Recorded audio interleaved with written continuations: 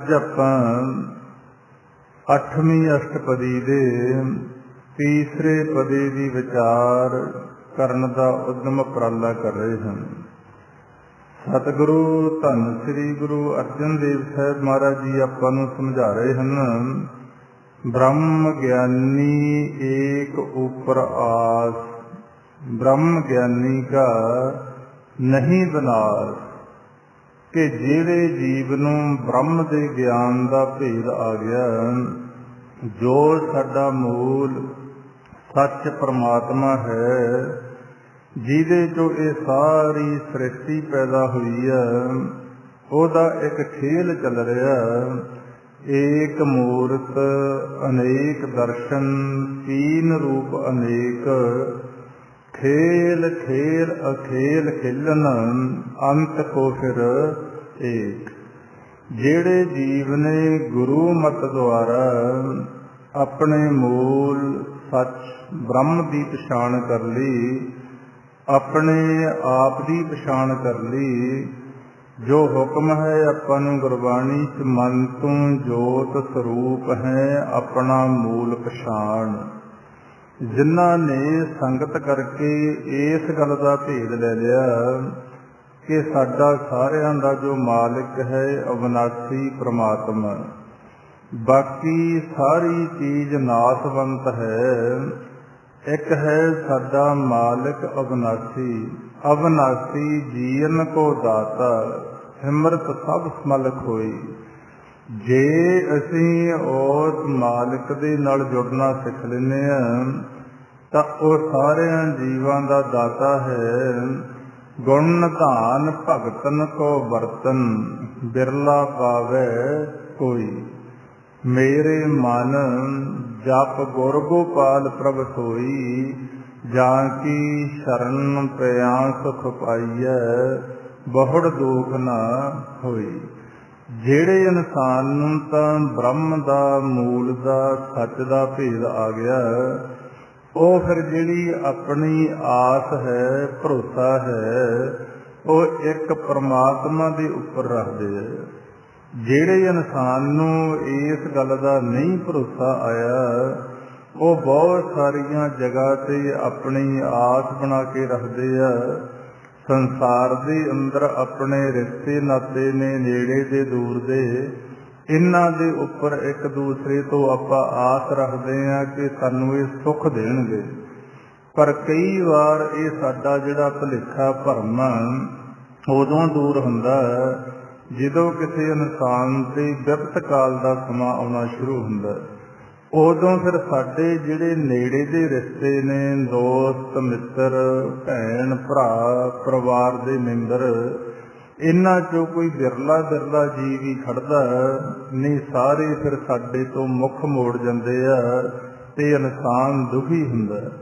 एक समा ऐसा आउंदा जदों कोई भी साडा सहारा नहीं रहिंदा। इत्थों तक कि जिहड़े शरीर दे अंदर आपां चल रहे हां, ये शरीर भी सातों खो लिया जाता, वह है सारियां दा अंतला समा। हुण जे तां ब्रह्म का ज्ञान लेके इंसान ने अपने जीवन काल दौरान उस अपने मूल सच परमात्मा ते भरोसा बना लिया, आस ओहदे ते बना ली। मानुख की टेक बिरथी सब जान, देवन को एक है भगवान। जिन्हां ने मनुखा की टेक नूं बिरथा गवा समझ लिया ते उस वाहिगुरू अकाल पुरख का आसरा लिया, उन्हां ते जदों ये अंतम समा जिहड़ा मुश्किल दस्सिया गया, हथ मरोड़े तन कपे स्याहो होवा सेत, उदों फिर आपां देखदे हां जिहड़े जीवां ने जीवन की जाच नहीं लई, ਉਹ ਕਿਵੇਂ ਅੰਤਲੇ ਸਮੇਂ ਕਰਲਾਉਂਦੇ ਨੇ, ਰੋਂਦੇ ਨੇ, ਦਹਾਈਆਂ ਪਾਉਂਦੇ ਨੇ ਤੇ ਕੋਈ ਮਦਦ ਨਹੀਂ ਕਰ ਸਕਦਾ।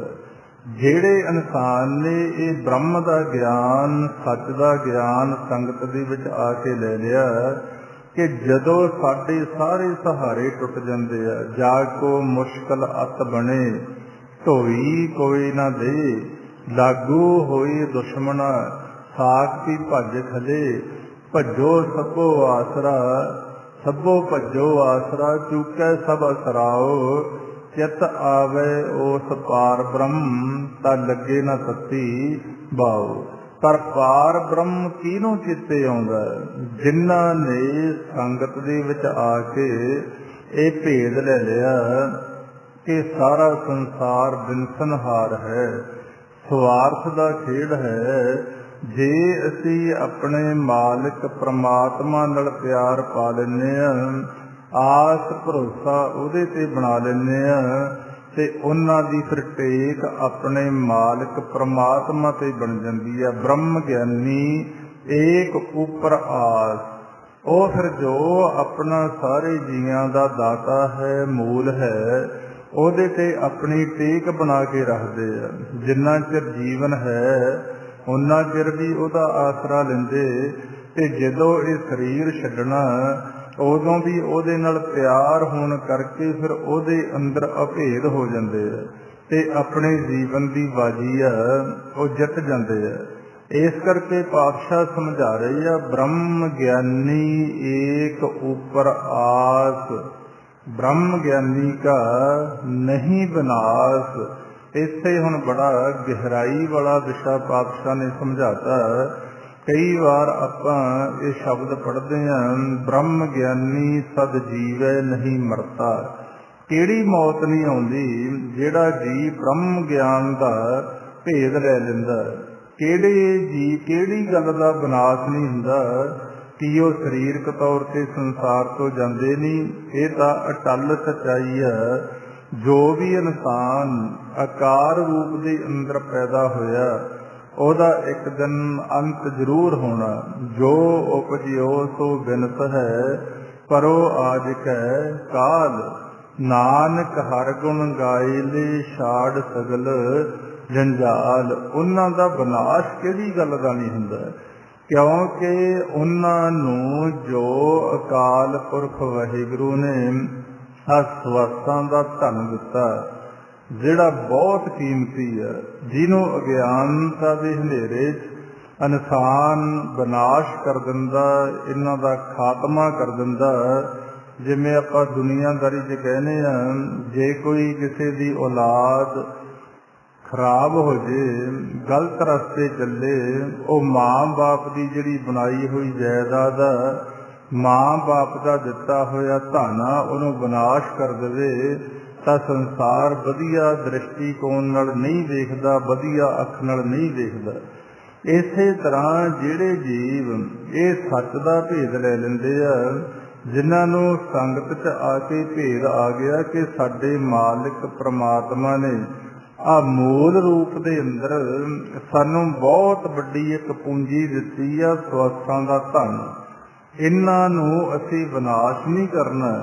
ਜੇ ਇਹਨਾਂ ਦੀ ਅਸੀਂ ਗਲਤ ਪਾਸੇ ਵਰਤੋਂ ਕਰਨੀ ਸ਼ੁਰੂ ਹੋ ਗਈ, ਤਾਂ ਸਾਡੇ ਮਨ ਦੀ ਜਿਹੜੀ ਸ਼ਾਂਤੀ ਆ, ਸਾਡੇ ਮਨ ਦਾ ਜਿਹੜਾ ਟਿਕਾਊ ਆ, ਸਾਡਾ ਜਿਹੜਾ ਆਤਮਿਕ ਜੀਵਨ ਆ, ਇਹ ਖਤਮ ਹੋ ਜਾਂਦਾ। ਤੇ ਜਿਨ੍ਹਾਂ ਨੇ ਸੱਚ ਦੇ ਗਿਆਨ ਦਾ ਭੇਦ ਲੈ ਲਿਆ, ਬ੍ਰਹਮ ਗਿਆਨ ਦੀ ਅਵਸਥਾ ਐਸੇ ਜੀਵਾਂ ਦੀ ਬਣੀ, ਉਹ ਫਿਰ ਆਪਣੇ ਇਹ ਆਤਮਿਕ ਸੁੱਖ ਦਾ ਵਿਨਾਸ਼ ਨਹੀਂ ਹੋਣ ਦਿੰਦੇ। ਉਹ ਜੋ ਵਾਹਿਗੁਰੂ ਅਕਾਲ ਪੁਰਖ ਵੱਲੋਂ ਦਿੱਤਾ ਗਿਆ ਇਹ ਮੂਲ ਰੂਪ ਦੇ ਅੰਦਰ ਸਵਾਸਾਂ ਦਾ ਧਨ ਹੈ, ਉਹਨੂੰ ਜ਼ਿਆਦਾ ਤੋਂ ਜ਼ਿਆਦਾ ਸਵਾਸ ਉਸ ਮਾਲਿਕ ਪ੍ਰਭੂ ਦੇ ਖਜ਼ਾਨੇ 'ਚ ਜਮ੍ਹਾਂ ਕਰਦੇ ਹੈ। ਇਹੀ ਕਰਕੇ ਆਪਾਂ ਨੂੰ ਪਾਤਸ਼ਾਹ ਵਾਰ-ਵਾਰ ਸਮਝਾ ਰਹੇ ਆ ਕਿ ਤੁਹਾਡਾ ਹਿਸਾਬ ਕਿਤਾਬ ਜੀਵਨ ਕੈਸਾ ਹੋਣਾ ਚਾਹੀਦਾ ਕਿ ਜਿੰਨੇ ਸਵਾਸ ਤੁਸੀਂ ਲੈ ਰਹੇ ਹੋ, ਇਹਨਾਂ ਦੀ ਸਵੈ ਪੜਚੋਲ ਕਰਿਆ ਕਰੋ। ਕਿੰਨੇ ਕੁ ਸਵਾਸ ਬਿਨਾਂ ਵਿਚਾਰਾਂ ਤੋਂ ਤੁਹਾਨੂੰ ਆ ਰਹੇ ਆ। ਜਿਹੜੇ ਸਵਾਸ ਬਿਨਾਂ ਵਿਚਾਰਾਂ ਤੋਂ ਆ ਰਹੇ ਆ, ਉਹ ਤੁਹਾਡੇ ਮਾਲਿਕ ਦੇ ਖਜ਼ਾਨੇ 'ਚ ਜਮ੍ਹਾਂ ਹੋ ਰਹੇ ਆ। ਜਿਹੜੇ ਤੁਸੀਂ ਵਿਚਾਰ ਫੁਰਨਿਆਂ 'ਚ ਲੈ ਰਹੇ ਹੋ, ਤੇ ਉਹ ਤੁਹਾਡੇ ਜਿਹੜੇ ਸਵਾਸ ਆ ਉਹ ਖਰਚੇ ਜਾ ਰਹੇ ਆ। ਕਿਹੜੇ ਕਿਹੜੇ ਹੱਟ ਤੇ ਖਰਚ ਰਹੇ ਹੋ, ਆਪਾਂ ਨੂੰ ਭੇਜ ਦਿੱਤਾ ਹੋਇਆ। ਹੁਣ ਜਿਹੜੇ ਬ੍ਰਹਮ ਦਾ ਗਿਆਨ ਰੱਖਣ ਵਾਲੇ ਇਨਸਾਨ, ਉਹ ਫਿਰ ਇਹ ਵਡਮੁੱਲੀ ਪੂੰਜੀ ਦਾ ਵਿਨਾਸ਼ ਨਹੀਂ ਹੋਣ ਦਿੰਦੇ, ਤੇ ਐਸਾ ਉਹਨਾਂ ਦਾ ਜੀਵਨ ਬਣ ਜਾਂਦਾ। ਉਹ ਹਮੇਸ਼ਾ ਆਤਮਿਕ ਸ਼ਾਂਤੀ ਦੇ ਅੰਦਰ, ਟਿਕਾਊ ਦੇ ਅੰਦਰ ਰਹਿੰਦੇ ਆ। ਤੇ ਆਪਣੇ ਜੀਵਨ ਦਾ ਸੰਸਾਰ 'ਚ ਵੀ ਆਨੰਦ ਮਾਣਦੇ ਆ। ਤੇ ਜਦੋਂ ਮਾਲਕ ਦੀ ਬਣਾਈ ਹੋਈ ਖੇਡ ਦੁਆਰਾ ਪੂੰਜੀ ਸਮਾਪਤੀ ਹੁੰਦੀ ਆ, ਉਹ ਫਿਰ ਆਪਣਾ ਲਾਹਾ ਖੱਟ ਕੇ ਜਾਂਦੇ ਆ। ਗੁਰਮੁਖ ਲਾਹਾ ਲੈ ਗਏ, ਮਨਮੁਖ ਚੱਲੇ ਮੂਲ ਗਵਾਏ ਜੀਓ। ਇਸ ਕਰਕੇ ਆਪਾਂ ਨੂੰ ਗੁਰੂ ਪਿਆਰ ਵਾਲੀ ਸਾਧ ਸੰਗਤ ਪਾਤਸ਼ਾਹ ਸਮਝਾ ਰਹੇ ਆ ਕਿ ਜਦੋਂ ਵੀ ਤੁਸੀਂ ਧਰਮ ਦਾ ਕਰਮ ਕਰਨਾ, ਚਾਹੇ ਬਾਣੀ ਪੜ੍ਹਦੇ ਹੋ, ਚਾਹੇ ਸਿਮਰਨ ਕਰਦੇ ਹੋ, ਕਥਾ ਕੀਰਤਨ ਕਰਦੇ ਸੁਣਦੇ ਹੋ, ਸੇਵਾ ਕਰਦੇ ਹੋ, ਯਤਨ ਕਰਿਆ ਕਰੋ ਕਿ ਤੁਹਾਡੇ ਵੱਧ ਤੋਂ ਵੱਧ ਸਵਾਸ ਉਸ ਮਾਲਿਕ ਦੇ ਖਜ਼ਾਨੇ 'ਚ ਜਮ੍ਹਾਂ ਹੋ ਜਾਣ। ਕਿਉਂਕਿ ਇਹਨਾਂ ਸਵਾਸਾਂ ਦੀ ਬਦੌਲਤ ਹੀ ਸਾਨੂੰ ਮਾਲਿਕ ਨੇ ਉਹ ਧਨ ਦੇਣਾ ਜਦੋਂ ਅਸੀਂ ਵਡਭਾਗੀ ਹੋਣਾ। ਸਤਿਗੁਰ ਸਿੱਖ ਕੋ ਨਾਮ ਧਨ ਦੇ, ਗੁਰ ਕਾ ਸਿੱਖ ਵਡਭਾਗੀ ਹੈ। ਉਹ ਫਿਰ ਜੀਵ ਪ੍ਰਭੂ ਦਾ ਰੂਪ ਹੀ ਹੋ ਜਾਂਦੇ ਆ, ਉਹਦੇ ਅੰਦਰ ਹੀ ਸਮਾ ਜਾਂਦੇ ਆ, ਉਹਨਾਂ ਦਾ ਵਿਨਾਸ਼ ਨਹੀਂ ਹੁੰਦਾ। ਬ੍ਰਹਮ ਗਿਆਨੀ ਏਕ ਉਪਰ ਆਸ, ਬ੍ਰਹਮ ਗਿਆਨੀ ਕਾ ਨਹੀਂ ਵਿਨਾਸ਼। ਬ੍ਰਹਮ ਗਿਆਨੀ ਕੈ ਗਰੀਬੀ ਸਮਾਹਾ। ਜਿਹੜੇ ਐਸੇ ਜੀਵ ਨੇ ਬ੍ਰਹਮ ਦਾ ਗਿਆਨ ਰੱਖਣ ਵਾਲੇ, ਜਿਨ੍ਹਾਂ ਨੇ ਆਪਣੇ ਮਨ ਨੂੰ ਇਸ ਗਿਆਨ ਦੇ ਅੰਦਰ ਢਾਲ ਕੇ ਅਵਸਥਾ ਪੈਦਾ ਕਰ ਲਈ, ਉਹ ਹਮੇਸ਼ਾ ਉਹਨਾਂ ਦਾ ਮਨ ਗਰੀਬੀ ਦਾ ਵਿੱਚ ਰਹਿੰਦਾ। ਐਸਾ ਨਹੀਂ ਕਿ ਉਹ ਵਧੀਆ ਭੋਜਨ ਨਹੀਂ ਖਾਂਦੇ, ਅੱਛੇ ਘਰਾਂ 'ਚ ਨਹੀਂ ਰਹਿੰਦੇ, ਮਨ ਦੀ ਗਰੀਬੀ। ਜਿਹੜੇ ਇਨਸਾਨ ਕੋਲੇ ਮਨ ਦੀ ਗਰੀਬੀ ਹੈ, ਚਾਹੇ ਉਹ ਅਮੀਰ ਆ, ਚਾਹੇ ਉਹ ਗਰੀਬ ਆ, ਚਾਹੇ ਉਹ ਰਾਜਾ, ਚਾਹੇ ਉਹ ਰੰਕ ਆ, ਉਹ ਜੀਵ ਜ਼ਿੰਦਗੀ ਸੌਖੀ ਬਸਰ ਕਰ ਲੈਂਦੇ ਆ। ਜਿਹੜੇ ਹਰ ਸਮੇਂ ਹੰਕਾਰ ਦਾ ਟੋਕਰਾ ਲੈ ਕੇ ਚੱਲ ਰਹੇ ਆ, ਉਹ ਆਪਦੇ ਜੀਵਨ ਦੇ ਅੰਦਰ ਫੇਲ ਹੋ ਜਾਂਦੇ ਆ। ਇਸੇ ਕਰਕੇ ਪਾਤਸ਼ਾਹ ਸਮਝਾ ਰਹੇ ਆਪਾਂ ਨੂੰ, ਜਾਂ ਬਹੁਤ ਐਸੇ ਗੁਰਮੁਖਾਂ ਦੀਆਂ ਆਪਾਂ ਕਹਾਣੀਆਂ ਸੁਣਦੇ ਹਾਂ। ਸਾਨੂੰ ਇੱਕ ਵਾਰ ਭਾਈ ਸੇਵਾ ਸਿੰਘ ਜੀ ਕਰਮਾਲਾ ਨੇ ਕਹਾਣੀ ਸੁਣਾਈ। ਕਹਿੰਦੇ ਇੱਕ ਕੋਈ ਸੰਤ ਸੀ, ਉਹਨੂੰ ਲੋਕ ਬ੍ਰਹਮ ਗਿਆਨੀ ਕਹਿਣ ਲੱਗੇ ਤੇ ਤਰਕ ਬੁੱਧੀ ਵਾਲੇ ਲੋਕ ਉਹਨਾਂ ਦੀ ਪ੍ਰੀਖਿਆ ਕਰਨ ਚਲੇ ਗਏ। ਜਾ ਕੇ ਗੱਲਾਂ ਕੀਤੀਆਂ ਉਹਨਾਂ ਦੇ ਨਾਲ। ਕਹਿੰਦੇ ਜੀ ਤੁਸੀਂ ਬ੍ਰਹਮ ਗਿਆਨੀ ਹੋ? ਉਹ ਕਹਿੰਦੇ ਜੀ ਵੀ ਸਾਚੀ ਤਾਂ ਨਹੀਂ ਹੈ। ਉਹ ਤਰਕ ਬੁੱਧੀ ਵਾਲੇ ਕਹਿੰਦੇ ਜੀ ਲੋਕ ਤੁਹਾਨੂੰ ਕਹਿੰਦੇ ਆ। ਕਹਿੰਦੇ ਜੀ ਕਹਿੰਦੇ ਹੋਣਗੇ, ਜਦੋਂ ਨਾ ਹਟੇ ਉਹ ਕਹਿੰਦੇ ਚਲੋ ਫਿਰ ਹੈਗੇ ਆ। ਉਹਨਾਂ ਨੇ, ਕਿਉਂਕਿ ਇਹ ਜਿਹੜੇ ਤਰਕਾਂ ਕਰਨ ਵਾਲੇ ਲੋਕ ਹੁੰਦੇ ਆ, ਇਹਨਾਂ ਕੋਲੇ ਬੜਾ ਬਲ ਛਲ ਕਰਨ ਦਾ ਢੰਗ ਹੁੰਦਾ ਗੱਲਾਂ ਦਾ। ਜਿਵੇਂ ਅੱਜ ਵੀ ਆਪਾਂ ਵੇਖ ਰਹੇ ਹਾਂ, ਧਰਮ ਦੇ ਬੁਰਕੇ ਪਾ ਕੇ ਵੀ ਸਾਨੂੰ ਪ੍ਰਮਾਤਮਾ ਤੋਂ ਦੂਰ ਕੀਤਾ ਜਾ ਰਿਹਾ। ਉਹ ਕਹਿੰਦੇ ਵੀ ਤੁਸੀਂ ਬ੍ਰਹਮ ਗਿਆਨੀ ਹੋ, ਤੁਹਾਨੂੰ ਦੁੱਖ ਤੇ ਸੁੱਖ ਇੱਕ ਸਮਾਨ ਆ? ਉਹ ਕਹਿੰਦੇ ਹਾਂਜੀ। ਕਹਿੰਦੇ ਵੀ ਤੁਹਾਨੂੰ ਸੋਨਾ ਤੇ ਮਿੱਟੀ ਇੱਕ ਸਮਾਨ ਆ? ਗੁਰਬਾਣੀ ਦੀਆਂ ਪੰਗਤੀਆਂ ਕਾਫੀ ਕੁਝ ਕਰਨ ਤੋਂ ਬਾਅਦ ਉਹਨਾਂ ਨੇ ਬੜਾ ਹੀ ਮਾੜੀ ਇੱਕ ਗੱਲ ਉਹਨਾਂ ਨਾਲ ਸਾਂਝੀ ਕੀਤੀ ਸਾਧੂਆਂ ਨਾਲ। ਉਹ ਕਹਿੰਦੇ ਜੀ ਜੇ ਤੁਹਾਡੇ ਮੂਹਰੇ ਗੰਦਗੀ ਪਾ ਕੇ ਰੱਖ ਦਈਏ ਥਾਲੀ 'ਚ, ਤੁਹਾਨੂੰ ਤਾਂ ਕੋਈ ਫਰਕ ਨੂੰ, ਤੁਸੀਂ ਖਾ ਲਓਗੇ। ਹੁਣ ਜਿਹੜੇ ਜੀ ਪ੍ਰਭੂ ਦੇ ਨਾਲ ਮਿਲੇ ਹੁੰਦੇ ਆ, ਉਹਨਾਂ ਨੂੰ ਮਾਲਕ ਬੜੀ ਤੀਖਣ ਬੁੱਧੀ ਬਖਸ਼ਿਸ਼ ਕਰਦਾ। ਪ੍ਰਭ ਕੇ ਸਿਮਰਨ ਗਿਆਨ ਧਿਆਨ ਤਤ ਬੁੱਧ। ਉਹ ਕਹਿੰਦੇ ਗੁਰਮੁਖੋ ਥਾਲੀ ਤਾਂ ਥੋੜ੍ਹੀ ਆ, ਤੁਸੀਂ ਇੱਕ ਟਰਾਲੀ ਭਰ ਕੇ ਲਿਆਇਓ ਗੰਦਗੀ ਦੀ, ਆਪਾਂ ਉਹਨੂੰ ਸਾਰੇ ਹੀ ਖਾਵਾਂਗੇ। ਉਹ ਕਹਿੰਦੇ ਜੀ ਕਿਵੇਂ? ਕਹਿੰਦੇ ਉਸ ਨੂੰ ਆਪਾਂ ਖੇਤ ਦੇ ਅੰਦਰ ਖਿਲਾਰਾਂਗੇ, ਉੱਥੇ ਆਪਾਂ ਕਣਕ ਬੀਜਾਂਗੇ, ਉਹ ਫਿਰ ਕਣਕ ਬਹੁਤ ਵਧੀਆ ਹੋਊਗੀ, ਉਹਦਾ ਆਟਾ ਬਣਾ ਕੇ ਆਪਾਂ ਸਾਰੇ ਹੀ ਖਾ ਲਾਂਗੇ। ਐਸਾ ਉਹਨਾਂ ਨੂੰ ਨਿਮਰਤਾ ਦੇ ਨਾਲ ਜਵਾਬ ਦਿੱਤਾ। ਉਹਨਾਂ ਨੂੰ ਉਸ ਸੰਤ ਦੇ ਪੈਰ ਫੜਨ ਲਈ ਮਜਬੂਰ ਹੋਣਾ ਪਿਆ, ਕਿਉਂਕਿ ਅੱਜ ਵੀ ਬੜੀ ਤਰਕ ਆ। ਤਰਕ ਕੋਈ ਮਾੜੀ ਗੱਲ ਨਹੀਂ ਹੈ। ਸਾਡੀ ਜਿਹੜੀ ਤਰਕ ਆ ਉਹ ਆਸਤਕ ਹੋਣੀ ਚਾਹੀਦੀ ਆ, ਗੁਰਬਾਣੀ ਗੁਰੂ ਦੇ ਅਨੁਸਾਰ ਹੋਣੀ ਚਾਹੀਦੀ ਆ। ਜੇ ਸਾਡੀ ਤਰਕ ਗੁਰਬਾਣੀ ਗੁਰੂ ਤੋਂ ਪਾਸੇ ਚਲੀ ਜਾਂਦੀ ਆ ਤਾਂ ਸਾਨੂੰ ਨਾਸਤਕ ਕਹਿ ਦਿੰਦੇ ਆ ਲੋਕ। ਇਸ ਕਰਕੇ ਪਾਤਸ਼ਾਹ ਇੱਥੇ ਸਮਝਾ ਰਹੇ ਆ, ਜਿਹੜੇ ਐਸੇ ਜੀਵ ਨੇ ਉਹਨਾਂ ਦੇ ਹਿਰਦੇ ਦੇ ਅੰਦਰ ਗਰੀਬੀ ਆ, ਤੇ ਉਹ ਫਿਰ ਕਰਦੇ ਕੀ ਆ? ਬ੍ਰਹਮ ਗਿਆਨੀ ਪਰ ਉਪਕਾਰ ਉਮਾਹਾ। ਉਹਨਾਂ ਦੇ ਮਨ ਦੇ ਅੰਦਰ ਇੱਕ ਚਾਉ ਚੜਿਆ ਰਹਿੰਦਾ, ਖੇੜਾ ਬਣਿਆ ਰਹਿੰਦਾ ਕਿ ਅਸੀਂ ਕਿਸੇ ਨਾ ਕਿਸੇ ਜੀਵ ਤੇ ਪਰਉਪਕਾਰ ਕਰਦੇ ਰਹੀਏ। ਭਾਵੇਂ ਸੰਸਾਰ ਵੈਰ ਬੰਦਾ ਰਹਿੰਦਾ ਤੇ ਉਹ ਜੀਵਾਂ ਦੇ ਮਨ ਦੇ ਅੰਦਰ ਇੰਨੀ ਨਿਮਰਤਾ ਗਰੀਬੀ ਹੁੰਦੀ ਆ, ਕਿਉਂਕਿ ਉਹਨਾਂ ਨੂੰ ਇਹ ਭੇਦ ਆ ਗਿਆ ਕਿ ਆ ਜਿਹੜੇ ਸਾਡੇ ਨਾਲ ਵੈਰ ਬੰਨੀ ਬੈਠੇ ਲੋਕ ਆ, ਇਹ ਅਗਿਆਨਤਾ ਦੇ ਵਸ ਆ, ਇਹਨਾਂ ਦੇ ਵਸ ਨਹੀਂ ਹੈ। ਇਹ ਗੁਰੂ ਤੇ ਪ੍ਰਮਾਤਮਾ ਨਾਲੋਂ ਟੁੱਟ ਚੁੱਕੇ ਲੋਕ ਆ। ਇਹ ਹਰ ਸਮੇਂ ਆਪਦੇ ਜੀਵਨ ਨੂੰ ਟੇਢਾ ਰੱਖਦੇ ਆ ਹੰਕਾਰ ਦੇ ਅੰਦਰ, ਤੇ ਉਹਨਾਂ ਦੀ ਉਹ ਡਿਊਟੀ ਹੁੰਦੀ ਆ ਕਿ ਸਾਰਿਆਂ ਦੇ ਅੰਦਰ ਉਹਨਾਂ ਨੇ ਮਾਲਕ ਦੀ ਜੋਤ ਦੇਖਣੀ ਹੁੰਦੀ ਆ। ਆਮ ਜੀਵ ਤੇ ਉਹਨਾਂ 'ਚ ਫਰਕ ਕੀ ਆ? ਅਸੀਂ ਇੱਕ ਦੂਸਰੇ ਦਾ ਸਰੀਰ ਵੇਖ ਕੇ, ਸਰੀਰ ਦੇ ਕਰਮ ਵੇਖ ਕੇ ਨਫ਼ਰਤ ਕਰਦੇ ਹਾਂ ਜਾਂ ਇੱਜ਼ਤ ਦਿੰਦੇ ਹਾਂ, ਤੇ ਸਰੀਰ ਨੂੰ ਵੇਖ ਕੇ ਸਾਡੇ ਵੈਰ ਵਿਰੋਧ ਸੰਸਾਰ ਦੇ ਅੰਦਰ ਹੋ ਜਾਂਦੇ ਆ। ਜਿਹੜੇ ਐਸੀ ਅਵਸਥਾ ਵਾਲੇ ਲੋਕ ਆ, ਉਹ ਸਰੀਰ ਨਹੀਂ ਵੇਖਦੇ, ਉਹ ਸਰੀਰ ਦੇ ਅੰਦਰ ਜਿਹੜੀ ਪ੍ਰਮਾਤਮਾ ਦੀ ਅੰਸ਼ ਹੈ ਉਹਨੂੰ ਵੇਖਦੇ ਆ। ਜਿਸ ਤਰ੍ਹਾਂ ਆਪਾਂ ਚਾਰ ਸਾਹਿਬਜ਼ਾਦੇ ਫਿਲਮ ਦੇਖੀ, ਉਹਦੇ ਅੰਦਰ ਗੁਰੂ ਗੋਬਿੰਦ ਸਿੰਘ ਮਹਾਰਾਜ ਦਾ ਇੱਕ ਬਹੁਤ ਅੱਛਾ ਸੀਨ ਫਿਲਮ ਵਾਲਿਆਂ ਨੇ ਦਿਖਾਇਆ। ਜਦੋਂ ਗੁਰੂ ਗੋਬਿੰਦ ਸਿੰਘ ਮਹਾਰਾਜ ਤੇ ਪੈਂਦੇ ਖਾਨ ਚੜ੍ਹਾਈ ਕਰਕੇ ਆਏ, ਬੜਾ ਹੰਕਾਰ ਸੀ, ਬੜਾ ਯੋਧਾ ਸੀ, ਉਹਦੇ ਮਨ 'ਚ ਇੰਨਾ ਸੀ ਕਿ ਮੈਂ ਬਹੁਤ ਜਲਦੀ ਗੁਰੂ ਗੋਬਿੰਦ ਸਿੰਘ ਮਹਾਰਾਜ ਦੇ ਉੱਪਰ ਫਤਿਹ ਪਾ ਕੇ ਔਰੰਗਜ਼ੇਬ ਦੇ ਪੇਸ਼ ਕਰਕੇ ਬਹੁਤ ਵੱਡਾ ਅਹੁਦਾ ਤੇ ਇਨਾਮ ਪ੍ਰਾਪਤ ਕਰ ਲੈਣਾ।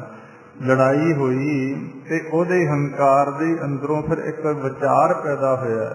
ਉਹਨੇ ਗੁਰੂ ਗੋਬਿੰਦ ਸਿੰਘ ਮਹਾਰਾਜ ਦੇ ਅੱਗੇ ਆ ਕੇ ਲਲਕਾਰ ਪਾਈ ਕਿ ਇਹ ਗੁਰੂ ਗੋਬਿੰਦ ਸਿੰਘ, ਤੂੰ ਵੀ ਆਪਦੇ ਆਪ ਨੂੰ ਬੜਾ ਯੋਧਾ ਕਹਾਉਣਾ ਤੇ ਮੈਨੂੰ ਵੀ ਆਪਦੀ ਯੁੱਧ ਨੀਤੀ ਤੇ ਸ਼ਾਸਤਰ ਵਿਦਿਆ ਤੇ ਬੜਾ ਮਾਣ ਆ। ਮੈਂ ਇਹ ਚਾਹੁੰਦਾ ਕਿ ਆਪਾਂ ਫੌਜਾਂ ਨਾ ਮਰਵਾਈਏ, ਦੋਨੋਂ ਜਾਣੇ ਆਪਸ ਦੇ ਵਿੱਚ ਦੀ ਯੁੱਧ ਕਰੀਏ। ਪਾਤਸ਼ਾਹ ਕਹਿੰਦੇ ਭਾਈ ਤੇਰੀ ਮਰਜ਼ੀ। ਘੋੜੇ ਇੱਕ ਦੂਸਰੇ ਦੇ ਸਾਹਮਣੇ ਮੈਦਾਨੇ ਜੰਗ 'ਚ ਲਿਆਂਦੇ ਗਏ ਤੇ ਪੈਂਦੇ ਖਾਨ ਨੇ ਮਹਾਰਾਜ ਨੂੰ ਕਹਿੰਦਾ ਜੀ ਤੁਸੀਂ ਪਹਿਲਾਂ ਵਾਰ ਕਰ ਲਓ ਮੇਰੇ ਤੇ। ਗੁਰੂ ਪਾਤਸ਼ਾਹ ਗੁਰੂ ਗੋਬਿੰਦ ਸਿੰਘ ਮਹਾਰਾਜ ਕਹਿੰਦੇ ਪੈਂਦੇ ਖਾਨ, ਇਹ ਗੁਰੂ ਨਾਨਕ ਦੇ ਘਰ ਦਾ ਅਸੂਲ ਨਹੀਂ ਹੈ, ਤੂੰ ਸਾਡੇ ਤੇ ਚੜ੍ਹਾਈ ਕਰਕੇ ਆਇਆ, ਪਹਿਲਾਂ ਤੂੰ ਸਾਡੇ ਤੇ ਵਾਰ ਕਰ। ਪੈਂਦੇ ਖਾਨ ਨੇ 3 ਵਾਰ ਗੁਰੂ ਗੋਬਿੰਦ ਸਿੰਘ ਮਹਾਰਾਜ ਤੇ ਕੀਤੇ ਤੇ ਪਾਤਸ਼ਾਹ ਨੇ 3 ਵਾਰ ਰੋਕ ਦਿੱਤੇ। ਤੇ ਜਦੋਂ ਫਿਰ ਸਤਿਗੁਰਾਂ ਦੀ ਵਾਰੀ ਆਈ, ਉਹਦੇ ਸਾਰੇ ਸਰੀਰ ਦੇ ਉੱਪਰ ਲੋਹ ਤੇ ਸੰਜੋਹ ਚੜਾਈ ਹੋਈ ਸੀ ਲੋਹੇ ਦੀ ਕਿ ਮੇਰੇ ਤੇ ਕੋਈ ਤੀਰ ਕਿਰਪਾਨ ਵਾਰ ਨਾ ਕਰ ਸਕੇ। ਸਿਰਫ ਆ ਜਿਹੜੇ ਕੰਨ ਇਹ ਨੰਗੇ ਸੀ, ਇੱਥੇ ਵੀ ਉਹਨੇ ਜਾਲੀ ਜੀ ਕਰ ਲਈ ਕਿ ਕੰਨ 'ਚ ਵੀ ਨਾ ਤੀਰ ਵੱਜੇ ਮੇਰੇ। ਗੁਰੂ ਗੋਬਿੰਦ ਸਿੰਘ ਪਾਤਸ਼ਾਹ ਨੇ ਕਮਾਨ ਦੇ ਉੱਪਰ ਤੀਰ ਚੜਾਇਆ, ਉੱਥੇ ਸ਼ਬਦ ਬੋਲੇ ਕੁਝ, ਜੇ ਕਿਤੇ ਆਪਾਂ ਦੁਬਾਰੇ ਵੇਖੋ ਤਾਂ ਵੇਖ ਲਿਓ ਧਿਆਨ ਦੇ ਨਾਲ। ਉੱਥੇ ਗੁਰੂ ਗੋਬਿੰਦ ਸਿੰਘ ਪਾਤਸ਼ਾਹ ਨੇ ਅਕਾਲ ਪੁਰਖ ਦੇ ਚਰਨਾਂ 'ਚ ਅਰਦਾਸ ਕੀਤੀ ਕਿ ਇਹ ਹੈ ਅਕਾਲ ਪੁਰਖ ਵਾਹਿਗੁਰੂ, ਇਸ ਗੱਲ ਦਾ ਮੈਨੂੰ ਗਿਆਨ ਹੈ ਕਿ ਹਰ ਮੈਂ ਨਰ ਹੈ, ਨਰ ਮੈਂ ਹਰ ਹੈ, ਇਹ ਸਾਰਾ ਤੇਰਾ ਹੀ ਰੂਪ ਆ ਤੇ ਸਾਰਿਆਂ ਦੇ ਅੰਦਰ ਤੂੰ ਬੈਠਾ। ਮੇਰਾ ਇਹ ਜਿਹੜਾ ਤੀਰ ਆ ਤੇਰੇ ਸਰਗੁਣ ਸਰੂਪ ਤੇ ਨਹੀਂ ਚੱਲੇਗਾ। ਦੇਖੋ ਦੁਸ਼ਮਣ ਖੜਾ ਬੰਗਾਰ ਰਿਹਾ, 3 ਵਾਰ ਵੀ ਕਰਤੇ ਤੇ ਗੁਰੂ ਗੋਬਿੰਦ ਸਿੰਘ ਮਹਾਰਾਜ ਅਰਦਾਸ ਕਰ ਰਹੇ ਆ ਅਕਾਲ ਪੁਰਖ ਦੇ ਚਰਨਾਂ 'ਚ ਕਿ ਮੇਰਾ ਇਹ ਤੀਰ ਤੇਰੇ ਸਰਗੁਣ ਸਰੂਪ ਤੇ ਨਹੀਂ ਚੱਲ ਰਿਹਾ, ਮੇਰੇ ਸਾਹਮਣੇ ਇੱਕ ਹੰਕਾਰ ਬੋਲ ਰਿਹਾ, ਮੇਰਾ ਤੀਰ ਉਸ ਹੰਕਾਰ ਤੇ ਚੱਲੇਗਾ। ਅਰਦਾਸ ਕਰਕੇ ਪਾਤਸ਼ਾਹ ਨੇ ਤੀਰ ਛੱਡਿਆ, ਕੰਨ ਦੇ ਵਿੱਚ ਦੀ ਦੂਸਰੇ ਪਾਸੇ ਨਿਕਲ ਗਿਆ ਤੇ ਪੈਂਦੇ ਖਾਨ ਦੀ ਮੌਤ ਹੋਈ। ਇੱਥੇ ਹੁਣ ਪਾਤਸ਼ਾਹ ਸਮਝਾ ਰਹੇ ਆ ਜਿਨ੍ਹਾਂ ਨੇ ਗੁਰੂ ਨਾਨਕ ਦੇ ਘਰ ਦਾ ਗਿਆਨ ਲਿਆ, ਇਤਿਹਾਸ ਦੁਆਰਾ ਗਿਆਨ ਲੈ ਕੇ ਪ੍ਰੇਮ ਪੈਦਾ ਹੋਇਆ, ਗੁਰਬਾਣੀ ਪੜ੍ਹੀ ਸੁਣੀ ਵਿਚਾਰੀ ਮਿਹਨਤ ਕੀਤੀ, ਬ੍ਰਹਮ ਗਿਆਨ ਦੀ ਅਵਸਥਾ ਦੇ ਮਾਲਕ ਬਣੇ। ਉਹਨਾਂ ਦੇ ਮਨ ਦੇ ਅੰਦਰ ਵੀ ਹਮੇਸ਼ਾ ਪਰ ਉਪਕਾਰ ਕਰਨ ਦਾ ਚਾਉ ਚੜਿਆ ਰਹਿੰਦਾ। ਆਮ ਜਿਹੜੇ ਜੀਵ ਆ ਇਹਨਾਂ ਦਾ ਜ਼ਿਆਦਾਤਰ ਦੂਸਰੇ ਦਾ ਮਾੜਾ ਕਰਨ 'ਚ ਵਿਚਾਰ ਬਣਿਆ ਰਹਿੰਦਾ ਤੇ ਜਿਹੜੇ ਸੱਚ ਦਾ ਗਿਆਨ ਲੈਣ ਵਾਲੇ ਜੀਵ ਆ ਉਹ ਹਮੇਸ਼ਾ ਪਰਉਪਕਾਰ ਕਰਨ ਦੇ ਖੇੜੇ ਦੇ ਅੰਦਰ ਰਹਿੰਦੇ ਆ। ਬ੍ਰਹਮ ਗਿਆਨੀ ਕੈ ਨਾਹੀ ਧੰਦਾ, ਬ੍ਰਹਮ ਗਿਆਨੀ ਲੈ ਧਾਵਤ ਬੰਦਾ। ਕਹਿੰਦੇ ਜਿਹੜਾ ਬ੍ਰਹਮ ਗਿਆਨ ਇਨਸਾਨ ਹੈ ਉਹ ਆ ਸੰਸਾਰ ਦੇ ਧੰਦਿਆਂ ਦੇ ਅੰਦਰ ਖਚਤ ਨਹੀਂ ਹੁੰਦੇ। ਇੱਥੇ ਇਹ ਵੀ ਨਹੀਂ ਆਪਾਂ ਸਮਝ ਲੈਣਾ ਕਿ ਗੁਰੂ ਨਾਨਕ ਦੇ ਘਰ ਨੇ ਸਾਨੂੰ ਕਿਰਤ ਕਰਨ ਦੀ ਮਨਾਹੀ ਦਿੱਤੀ ਹੈ। ਨਹੀਂ, ਗੁਰੂ ਨਾਨਕ ਦੇ ਘਰ ਨੇ ਤਾਂ ਵੱਖਰਾ ਸਿਧਾਂਤ ਦਿੱਤਾ, ਕਿਉਂਕਿ ਪਹਿਲੇ ਸਮਿਆਂ ਦੇ ਅੰਦਰ ਇਹ ਮੰਨਦੇ ਹੁੰਦੇ ਲੋਕ ਕਿ ਜਿਹੜੇ ਕਿਰਤ ਕਰਨ ਵਾਲੇ ਲੋਕ ਆ ਉਹ ਭਗਤੀ ਨਹੀਂ ਕਰ ਸਕਦੇ, ਜਿਨ੍ਹਾਂ ਨੇ ਭਗਤੀ ਕਰਨੀ ਉਹ ਕਿਰਤ ਨਹੀਂ ਕਰ ਸਕਦੇ। ਪਾਤਸ਼ਾਹ ਨੇ ਬੜਾ ਅੱਛਾ ਤਰੀਕਾ ਸਾਨੂੰ ਬਖਸ਼ਿਸ਼ ਕੀਤਾ ਕਿ ਭਾਈ ਤੁਸੀਂ ਕਿਰਤ ਵੀ ਕਰਨੀ ਆ, ਆਪਦਾ ਪੇਟ ਦੀ ਪੂਰਤੀ ਵਾਸਤੇ ਰੋਟੀ ਕੱਪੜਾ ਔਰ ਮਕਾਨ ਸੰਸਾਰ 'ਚ ਵਿਚਰਨ ਲਈ ਮਾਇਆ ਦੀ ਜ਼ਰੂਰਤ ਆ, ਕਿਰਤ ਕਰਨੀ ਪੈਣੀ ਆ।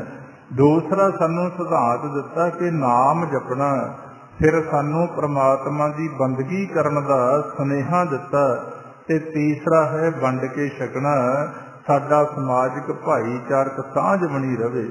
ਅੱਜ ਸੰਸਾਰ ਦੇ ਅੰਦਰ ਕਿਰਤ ਨੂੰ ਬੜਾਵਾ ਹੈ, ਜਾਂ ਕੁਝ ਕੁ ਅੱਛੇ ਲੋਕ ਨੇ ਜਿਹੜੇ ਕਿਸੇ ਦੀ ਮਦਦ ਵੀ ਕਰਦੇ ਆ, ਪਰ ਇੱਕ ਜੋ ਜ਼ਰੂਰੀ ਕਰਮ ਹੈ ਜਿੱਥੋਂ ਸਾਰੇ ਗੁਣ ਪੈਦਾ ਹੋਣੇ ਸੀ ਤੇ ਉਹ ਜ਼ਿਆਦਾਤਰ ਜੀਵ ਛੱਡ ਚੁੱਕੇ ਆ। ਹੁਣ ਸਤਿਗੁਰੂ ਪਾਤਸ਼ਾਹ ਇੱਥੇ ਸਮਝਾ ਰਹੇ ਆ ਕਿ ਬ੍ਰਹਮ ਦਾ ਗਿਆਨ ਰੱਖਣ ਵਾਲੇ ਇਹ ਨਹੀਂ ਕਿ ਉਹ ਇੱਕ ਤਰਫਾ ਹੀ ਹੋ ਜਾਂਦਾ ਕਿ ਅਸੀਂ ਤਾਂ ਜੀ ਕਿਰਤ ਹੀ ਕਰਨੀ ਆ, ਜਿਵੇਂ ਅੱਜ ਆਮ ਜੀਵਾਂ ਦਾ ਇਹ ਸੁਭਾਅ ਆ, ਜਾਂ ਗਿਆਨ ਵੀ ਰੱਖਦੇ ਆ, ਦੂਸਰਿਆਂ ਨੂੰ ਵੀ ਕਹਿੰਦੇ ਆ ਜੀ ਕੰਮ ਕਰੋ ਤੇ ਬਹੁਤ ਵਧੀਆ, ਚੰਗੀ ਗੱਲ ਆ, ਬਹੁਤ ਕਰਨਾ ਚਾਹੀਦਾ ਕਿਰਤ, ਪਰ ਇਹ ਵੀ ਸੋਚਣਾ ਪੈਣਾ ਕਿ ਸੱਚੀ ਕਿਰਤ ਕਿੰਨੀ ਕੁ ਤੇ ਅਸੀਂ ਆਪਣੇ ਲਈ ਕੀ ਕਰ ਰਹੇ ਹਾਂ। ਕੀ ਆ ਦੁਨੀਆ ਦੀ ਕਿਰਤ ਕਰਕੇ ਬਣਾਇਆ ਹੋਇਆ ਪੈਸਾ, ਬਣਾਏ ਹੋਏ ਮਕਾਨ, ਬਣਾਏ ਹੋਏ ਸਾਧਨ ਸਾਡੇ ਔਖੇ ਸਮੇਂ ਕੰਮ ਆਉਣਗੇ? ਕੀ ਸਾਡਾ ਮਨ ਜਦੋਂ ਕਲਪ ਜਾਂਦਾ ਇਹ ਦੁਖੀ ਹੋ ਜਾਂਦਾ ਬਹੁਤ, ਕੀ ਆ ਬਣਾਏ ਹੋਏ ਸਾਧਨ ਸੁੱਖ ਦੇ ਦੇਣਗੇ? ਕੀ ਸਾਡਾ ਸੰਸਾਰ ਤੇ ਜਾਣ ਵੇਲੇ ਇਹ ਕੋਈ ਜਦੋਂ ਦੁੱਖ ਦਾ ਸਮਾਂ ਆਉਣਾ ਸਾਡੀ ਮਦਦ ਕਰਨਗੇ? ਬਿਲਕੁਲ ਨਹੀਂ ਕਰਨਗੇ।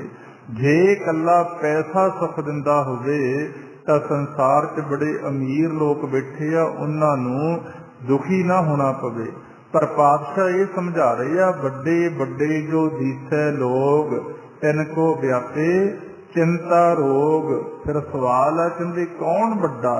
ਮਾਇਆ ਵਡਿਆਈ? ਪਾਤਸ਼ਾਹ ਕਹਿੰਦੇ ਨਹੀਂ, ਸੋ ਵੱਡਾ ਜਿਨ ਰਾਮ ਲਿਵ ਲਾਈ। ਪਾਤਸ਼ਾਹ ਇੱਥੇ ਸਮਝਾ ਰਹੇ ਆ, ਉਹ ਧੰਦਿਆਂ ਦੇ ਵਿੱਚ ਗ੍ਰਸਤ ਕੇ ਆਪਣੇ ਅਸਲੀ ਫਰਜ਼ ਨੂੰ ਨਹੀਂ ਭੁੱਲਦੇ, ਉਹ ਆਪਣੇ ਮਾਲਕ ਨਾਲੋਂ ਨਹੀਂ ਟੁੱਟਦੇ, ਕਿਉਂਕਿ ਧੰਦਿਆਂ ਦੇ ਅੰਦਰ ਹੀ ਫਿਰ ਬੰਧਨ ਪੈ ਜਾਂਦੇ ਆ। ਬ੍ਰਹਮ ਗਿਆਨੀ ਲੈ ਧਾਵਤ ਬੰਧਾ। ਆ ਜਿਹੜੇ ਸਾਡੇ ਬੰਧਨ ਨੇ ਸੰਸਾਰ ਦੇ ਅੰਦਰ, ਜਿਉਂ-ਜਿਉਂ ਅਸੀਂ ਜ਼ਿਆਦੇ ਧੰਦੇ ਦੇ ਨਾਲ ਜੁੜੀ ਜਾਂਦੇ ਆ, ਤਿਉਂ-ਤਿਉਂ ਸਾਡੇ ਬਹੁਤ ਸਾਰੇ ਹੋਰ ਬੰਧਨ ਵੱਧ ਜਾਂਦੇ ਆ। ਅੱਜ ਸੰਸਾਰ ਦੀਆਂ ਅਨੇਕਾਂ ਕਹਾਣੀਆਂ ਆਪਣੇ ਸਾਹਮਣੇ ਆ ਰਹੀਆਂ, ਜਿਹੜੇ ਆਪਣੀਆਂ ਹੱਡ ਬੀਤੀਆਂ ਦੱਸਦੇ ਆ ਕਿ ਸਾਡੇ ਘਰੇ ਜੀ 5-5 ਲੱਖ ਦੇ ਬਿੱਡ ਪਏ ਨੇ, ਸਾਡੇ ਕੋਲੇ ਕਰੋੜਾਂ ਰੁਪਈਆਂ ਦੀਆਂ ਕੋਠੀਆਂ ਨੇ, ਸਾਡੇ ਕੋਲੇ ਲੱਖਾਂ ਕਰੋੜਾਂ ਰੁਪਈਆਂ ਦੀਆਂ ਕਾਰਾਂ ਨੇ, ਪਰ ਇਹ ਬੰਧਨਾਂ ਦੇ ਅੰਦਰ ਧੰਦੇ ਦੇ ਅੰਦਰ ਵੱਜੇ ਰਹੇ ਤੇ ਹੁਣ ਪਏ ਕਿੱਥੇ ਆ? ਹਸਪਤਾਲ ਇੱਕ ਬੈੱਡ ਦੇ ਉੱਪਰ, ਜਿੱਥੇ ਆਮ ਲੋਕ ਵੀ ਪਏ ਆ ਤੇ ਜਿਹੜੇ ਸਾਰੀ ਜ਼ਿੰਦਗੀ ਸਿਰਫ ਧੰਦਿਆਂ ਦੇ ਅੰਦਰ ਬੰਧਨਾਂ ਦੇ ਅੰਦਰ ਵੱਜੇ ਰਹੇ, ਤੇ ਉਹ ਬੰਧਨ ਫਿਰ ਉੱਥੇ ਵੀ ਨਹੀਂ ਖੜਾ ਛੱਡਦੇ। ਉੱਥੇ ਬੈਠਿਆਂ ਦਾ ਵੀ ਧਿਆਨ ਐਸਾ ਹੀ ਬਣਿਆ ਰਹਿੰਦਾ ਕਿ ਸਾਡੇ ਬਾਅਦ ਸਾਡੇ ਇਹ ਪੈਸੇ ਦਾ ਕੀ ਬਣੂਗਾ, ਕਿੱਧਰ ਜਾਊਗਾ, ਤੇ ਇਹੀ ਬੰਧਨ ਫਿਰ ਜਨਮ ਮਰਨ ਦਾ ਚੱਕਰ ਬਣ ਜਾਂਦੇ ਆ। ਹੁਣ ਜਿਹੜੇ ਬ੍ਰਹਮ ਦਾ ਗਿਆਨ ਰੱਖਣ ਵਾਲੇ ਜੀਵ ਆ, ਉਹ ਕਿਸੇ ਵੀ ਚੀਜ਼ ਦੇ ਨਾਲ ਇੰਨਾ ਮੋਹ ਨਹੀਂ ਪਾਉਂਦੇ ਕਿ ਇਹ ਸਾਡੇ ਲਈ ਦੁੱਖ ਦਾ ਕਾਰਨ ਬਣ ਜੇ। ਤਾਂ ਸਤਿਗੁਰੂ ਪਾਤਸ਼ਾਹ ਸਮਝਾ ਰਹੇ ਆ, ਬ੍ਰਹਮ ਗਿਆਨੀ ਕਹਿ ਨਾਹੀ ਧੰਦਾ, ਬ੍ਰਹਮ ਗਿਆਨੀ ਲੈ ਧਾਵਤ ਬੰਧਾ। ਬ੍ਰਹਮ ਗਿਆਨੀ ਕਹਿ ਹੋਏ ਸੋ ਭਲਾ, ਬ੍ਰਹਮ ਗਿਆਨੀ ਸੋ ਫਲ ਫਲਾ। ਕਿ ਬ੍ਰਹਮ ਦਾ ਗਿਆਨ ਰੱਖਣ ਵਾਲੇ ਜੀਵ ਨੇ ਜਿਹੜੇ, ਉਹ ਤਾਂ ਹਮੇਸ਼ਾ ਸਭ ਦਾ ਭਲਾ ਹੀ ਸੋਚਦੇ ਆ, ਕਿਉਂਕਿ ਗੁਰੂ ਨਾਨਕ ਦੇ ਘਰ ਦਾ ਇਹ ਸਿਧਾਂਤ ਦਿੱਤਾ ਗਿਆ, ਨਾਨਕ ਨਾਮ ਚੜ੍ਹਦੀ ਕਲਾ, ਤੇਰੇ ਭਾਣੇ ਸਰਬੱਤ ਕਾ ਭਲਾ। ਪਰ ਸੋਚਿਆ ਨਹੀਂ ਜਾਂਦਾ, ਜਿੰਨਾ ਚਿਰ ਵਾਹਿਗੁਰੂ ਦੇ ਨਾਮ ਨਾਲ ਸਾਡੀ ਸੁਰਤੀ ਜੁੜ ਕੇ ਚੜ੍ਹਦੀ ਕਲਾ 'ਚ ਨਹੀਂ ਜਾਂਦੀ। ਅਸੀਂ ਤਾਂ ਥੋੜਾ ਜਿਹਾ ਵਿਚਾਰਾਂ ਦਾ ਟਕਰਾਓ ਕਿਸੇ ਨਾਲ ਹੋ ਗਿਆ, ਇੱਕ ਦੂਸਰੇ ਦਾ ਮਾੜਾ ਸੋਚਣਾ ਸ਼ੁਰੂ ਕਰ ਦਿੰਦੇ ਆ। ਹੁਣ ਤਾਂ ਸਮਾਂ ਐਸਾ ਇੱਕ ਭਰਾ ਤੇ ਭਰਾ ਦਾ ਇੱਕ ਦੂਸਰੇ ਨਾਲ ਟਕਰਾਅ ਹੋ ਗਿਆ ਵਿਚਾਰਾਂ ਦਾ, ਉਹ ਦੂਸਰੇ ਦਾ ਮਾੜਾ ਸੋਚਣਾ ਸ਼ੁਰੂ ਕਰ ਦਿੰਦਾ। ਮੁੱਖ ਤੋਂ ਅਸੀਂ ਰੋਜ਼ ਅਰਦਾਸ ਕਰਦੇ ਹਾਂ ਕਿ ਨਾਨਕ ਨਾਮ ਚੜ੍ਹਦੀ ਕਲਾ ਤੇਰੇ ਭਾਣੇ, ਸਰਬੱਤ ਦਾ ਭਲਾ। ਸਰਬੱਤ ਦਾ ਭਲਾ ਕਿੱਥੇ ਜਾ ਕੇ ਮੰਨਿਆ ਜਾਂਦਾ?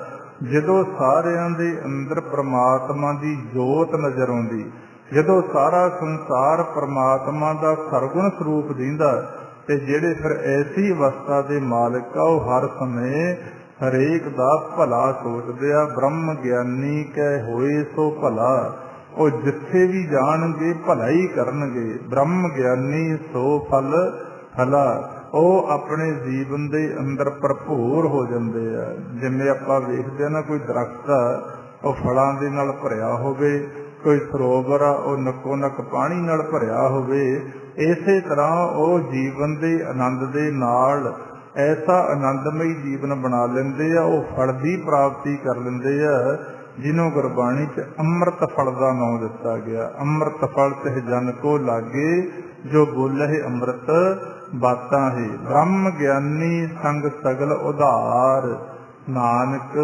ਬ੍ਰਹਮ ਗਿਆਨੀ ਜਪੈ ਸਗਲ ਸੰਸਾਰ। ਐਸੇ ਜੀਵਾਂ ਦਾ ਸੰਗ ਕਰਨ ਵਾਲੇ ਜਿਹੜੇ ਜੀਵ ਨੇ, ਉਹਨਾਂ ਦਾ ਵੀ ਉਧਾਰ ਹੋ ਜਾਂਦਾ ਹੈ, ਕਿਉਂਕਿ ਉਹਨਾਂ ਦੀ ਸੰਗਤ ਕਰਕੇ ਸਾਨੂੰ ਫਿਰ ਸੋਝੀ ਆਉਂਦੀ ਆ ਸਭ ਦੇ ਜੀਵਨ ਦੇ ਮਨੋਰਥ ਦੀ। ਫਿਰ ਇਨਸਾਨ ਜ਼ਿੰਦਗੀ ਦਾ ਜਿਹੜਾ ਅਸਲੀ ਰਸਤਾ ਉਹਦੇ ਤੇ ਚੱਲਦਾ, ਤੇ ਉਹ ਆਪ ਵੀ ਫਿਰ ਹੋਰ ਆਪਦੇ ਸੰਗੀਆਂ ਸਾਥੀਆਂ ਦਾ, ਉਹਨਾਂ ਦੀ ਸੰਗਤ ਕਰਨ ਵਾਲੇ ਜੀਵਾਂ ਦਾ ਉਧਾਰ ਹੋ ਜਾਂਦਾ।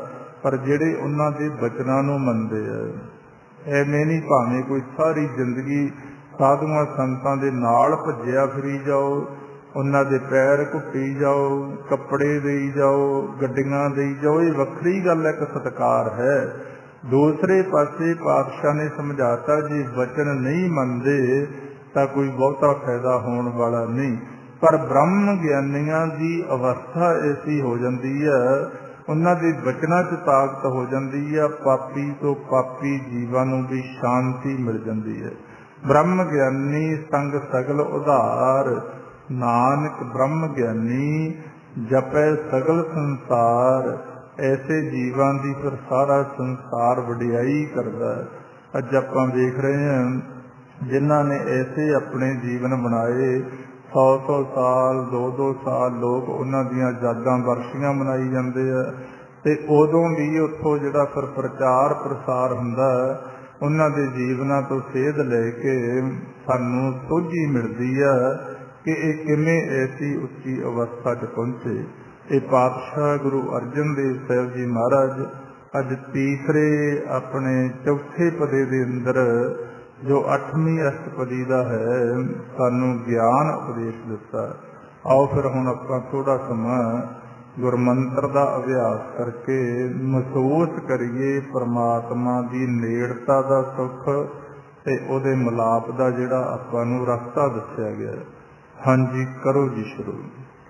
ਵਾਹਿਗੁਰੂ ਵਾਹਿਗੁਰੂ ਵਾਹਿਗੁਰੂ ਵਾਹਿਗੁਰੂ ਵਾਹਿਗੁਰੂ